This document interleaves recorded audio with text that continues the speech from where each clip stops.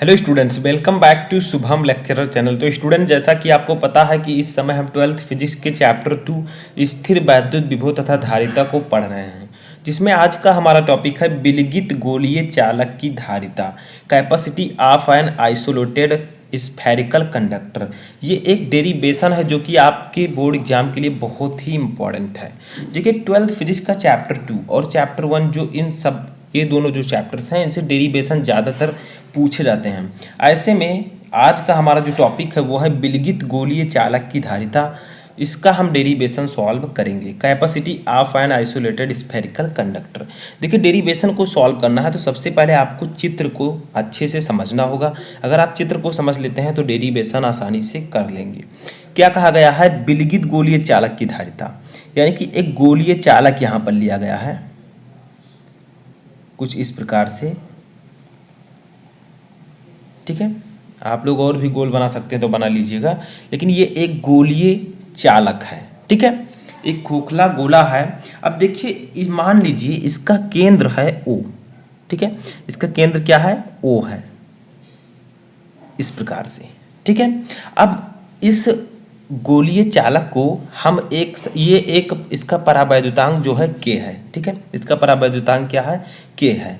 और मान लीजिए कि हम इस गोलीय चालक को Q आवेश देते हैं, प्लस Q आवेश। ठीक है, तो प्लस Q आवेश जब हम देंगे तो ये जो प्लस Q आवेश है ये एक समान रूप से इस पूरे पृष्ठ पर वितरित हो जाएगा। और होगा क्या? इससे कुछ वैद्युत बल रेखाएं निकलेंगी, जैसे मैं यहाँ पर बना देता हूँ इस प्रकार से। ठीक है, इस प्रकार से कुछ वैद्युत बल रेखाएं निकलेंगी। ठीक है, यहाँ पर डॉट डॉट कर दीजिएगा, जो मैंने यहाँ पर बना दिया है डॉट डॉट रहेगा। ठीक है, इस प्रकार से वैद्युत बल रेखाएं निकलेंगी, क्योंकि आपको पता है वैद्युत बल रेखाएं जो है, जहाँ वैद्युत क्षेत्र होता है वहाँ वैद्युत बल रेखाएं भी उत्पन्न होती हैं। ठीक है, इस प्रकार से ये देखिए। ठीक है, अब इधर भी बना देते हैं हम। तो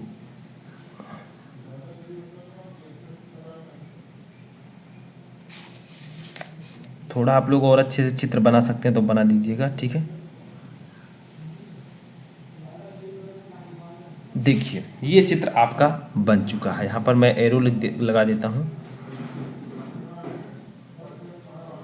तो देखिए, मैंने आपसे क्या कहा कि हमने एक गोलीय चालक लिया। ठीक है, एक गोलीय चालक लिया, इस पर प्लस Q आवेश एक समान रूप से वितरित है। देखिए, ये देखिए, इस गोलीय चालक के पृष्ठ पर जब हम इसे प्लस Q आवेश देंगे तो क्या होगा? जो आवेश है वो इसके पृष्ठ पर एक समान रूप से वितरित हो जाएगा।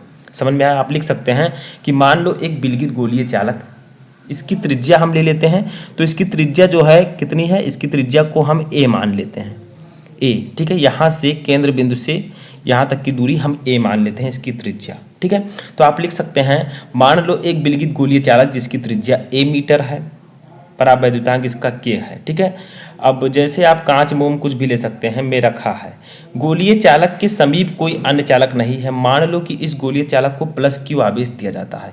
हम इस गोलीय चालक को प्लस Q आवेश देते हैं, जो इसके बाहरी पृष्ठ पर एक समान रूप से फैल जाएगा। देखिए, इस गोलीय चालक के बाहरी पृष्ठ पर एक समान रूप से प्लस Q आवेश फैल जाता है। इसको आप लोग नोट कर लीजिए, जो इसके बाहरी पृष्ठ पर एक समान रूप से फैल जाएगा तथा पृष्ठ के प्रत्येक बिंदु पर समान विभव होगा। अब इस कारण जो गोलीय चालक से वैद्युत बल रेखाएं निकलेंगी, देखिए ये सब वैद्युत बल रेखाएं हैं, निकल रही हैं इस गोलीय चालक से। तो जो वैद्युत बल रेखाएं निकलेंगी वो इस चालक के पृष्ठ के लंबवत होंगी, यानी कि 90 डिग्री पर ये सभी जो वैद्युत बल रेखाएं होंगी वो लंबवत होंगी, यानी कि 90 डिग्री पर होंगी। ठीक है, अर्थात वे गोलीय चालक के केंद्र O से त्रिज्या के अनुदिश अतीत प्रतीत होंगी, और ऐसा लगेगा कि जो ये आवेश हैं ये इसके केंद्र पर स्थित है। ठीक है, ऐसा लगेगा। किसी बिंदु पर वैद्युत विभव ज्ञात करने के लिए हम प्लस Q आवेश को गोलीय चालक के केंद्र O पर स्थित मान सकते हैं यहाँ पर। ठीक है, अब देखिए हमें क्या करना है, हमें लगाना है सूत्र। ठीक है, वो फार्मूला क्या है? गोलीय चालक के पृष्ठ पर वैद्युत विभव। ठीक है, क्योंकि हम निकाल रहे हैं विलगित गोलीय चालक की धारिता। तो सबसे पहले गोलीय चालक के पृष्ठ पर वैद्युत विभव हमें निकाल लेना है।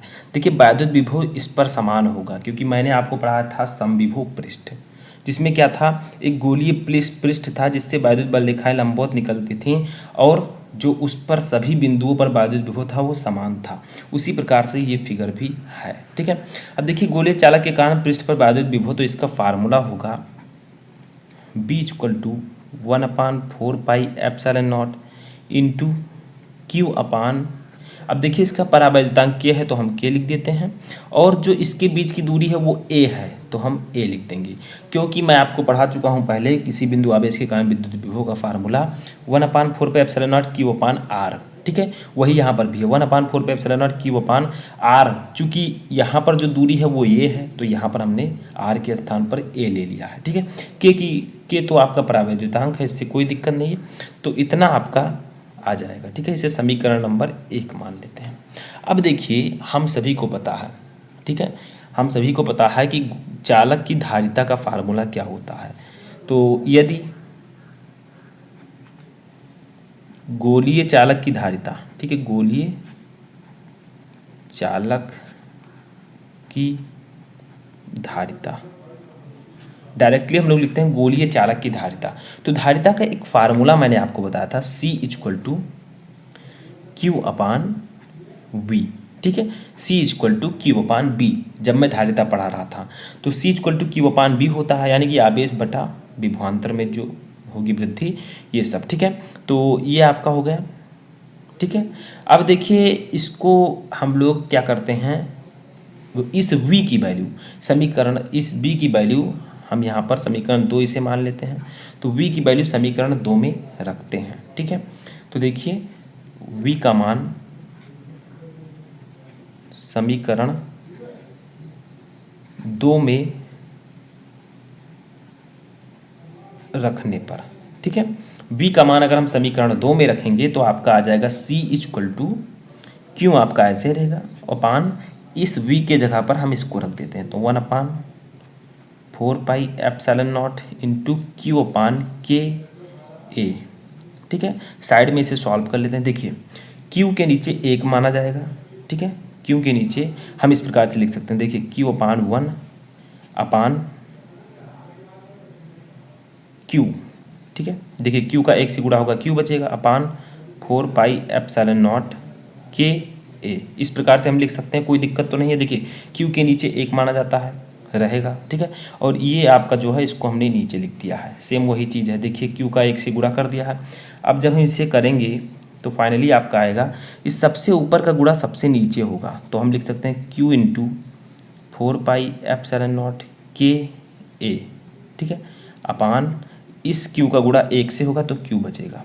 फाइनली जब हम Q से Q कैंसिल करेंगे तो आपकी जो धारिता आएगी वो आ जाएगी C=4πε0 K into A, farad. ठीक है, धारिता का मात्रक फैरड होता है। तो यही आपका हो जाएगा विलगित गोलीय चालक की धारिता का सूत्र, C=4πε0 K इंटू A। सभी को पता है एप्सिलॉन नॉट क्या है, 4π तो आपका नियतांक है। ठीक है, नियत है। एप्सिलॉन नॉट क्या है, ये निर्वात की विद्युतशीलता है। K क्या है, ये परावैद्युतांक है। A क्या है, A आपका एरिया है, यानी कि ये A है आपका त्रिज्या। ठीक है, दूरी जो आपकी त्रिज्या थी गोलीय चालक की वो ये है। अब देखिए हम निर्वात या वायु के लिए फार्मूला देख लेते हैं, ये तो आपका यहाँ पर आ गया। अब इसको एक चीज़ कीजिए, आप लोग मान लीजिए इसे समीकरण नंबर 3। ठीक है, इसको हम मान लेते हैं समीकरण नंबर 3। अब आगे देखिए, अब देखिए समीकरण 3 जो हमारा है C=4πε0 K इंटू A।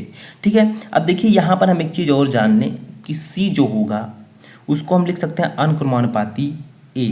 ठीक है, C जो होगा वो A के अनुक्रमानुपाती होगा, यानी कि हम कह सकते हैं कि किसी परावैद्युत माध्यम में स्थित गोलीय चालक की धारिता चालक की त्रिज्या के अनुक्रमानुपाती होता है। ठीक है, यानी कि चालक की त्रिज्या जितनी बढ़ाई जाएगी उतनी धारिता बढ़ती जाएगी, जितनी घटाई जाएगी उतनी घटती जाएगी, क्योंकि अनुक्रमानुपाती होता है। ठीक है, अब देखिए यहाँ पर एक चीज़ और समझिए, निर्वात या वायु में मान लीजिए अगर ये है गोलीय चालक, निर्वात अथवा वायु के लिए, ठीक है, निर्वात अथवा वायु के लिए। तो इसके लिए हम k की वैल्यू 1 रखते हैं, परावैद्युतांक की वैल्यू 1 रखते हैं। तो देखिए हम यहाँ पर 1 रख देंगे तो हमारा फार्मूला क्या बनकर आएगा, तो वो आ जाएगा c इक्वल टू 4πε0। एक के हट जाएगा क्योंकि के की वैल्यू हम 1 रख देंगे तो बचेगा a, तो इतना आपका आ जाएगा। ठीक है, c इक्वल टू 4πε0 a। ठीक है, समझ में आया। अब देखिए एक फार्मूला हम यहाँ से और भी निकाल सकते हैं, फैरड में आएगा तो फैरड लिख देंगे। ठीक है, देखिए इस प्रकार हम लोग कह सकते हैं समीकरण, देखिए यहाँ पर इसे मान लेते हैं समीकरण नंबर 4। देखिए मैं आपको समझा रहा हूँ फार्मूला निकालना कि किस प्रकार से आप फार्मूले को निकाल सकते हैं। ठीक है, तो यहाँ पर अगर हम लोग चाहें तो समीकरण 3 व 4 से, समीकरण 3 व 4